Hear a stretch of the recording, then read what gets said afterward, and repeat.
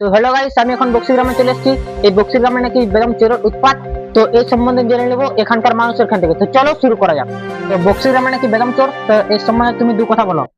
আমি আর কি বলবো, আমাদের গ্রামে দিন দুপুরে চুরি হতে থাকে। ওই যে একটা চুরি হচ্ছে।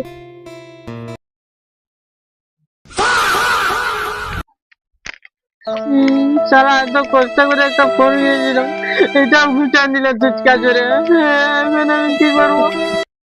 ও দাদা, তুমি কাঁদছো কেন? তোমারও কি এবার চুরি ফুরি কিছু হলো নাকি? হ্যাঁ হ্যাঁ দাদা, কি আর কষ্টের কথা তুমি শোনাবো তোমাকে। আমি ফোন নিয়ে রিপোর্টিং এর কাজ করতাম, ফোনটা আমার চুরি হয়ে গেল তোমাদের এই বক্সিগ্রামে। তোমার ওই চুরি হয়ে যাওয়া ফোন কি করে আনতে হবে সেটা আমার ভালো করে জানা আছে। তাহলে তো ভালো কথা, বলো তাহলে উপায়টা কি? খেলে পুলিশের এখানে যাওয়া যায়, কিন্তু তার আগে যে তোমাকে একটা কাজ করতে হবে। বলো দাদা, কি কাজ করব? তোমাকে যে একটা দরখাস্ত লিখতে হবে।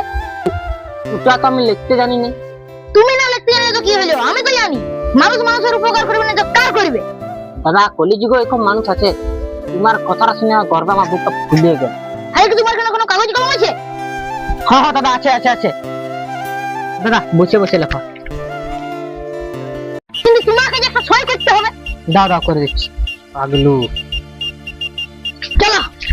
এ দাদা, এটা কি ধরনের সভ্যতা? তুমি কোথায় নিয়ে যাবে এরকম? কেন হসপিটালে? কেন? তুমি যে তোমার নিজের স্বেচ্ছায় কিডনি দিয়ে দান করলে। বাঁচাও বাঁচাও বাঁচাও বাঁচাও। এই দাদা, আমাদের নিরীহ পাগলু রিপোর্টারকে নিয়ে কোথায় যাবেন?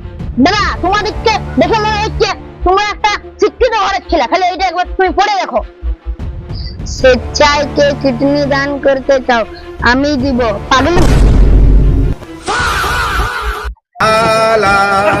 la la la la la la la la la la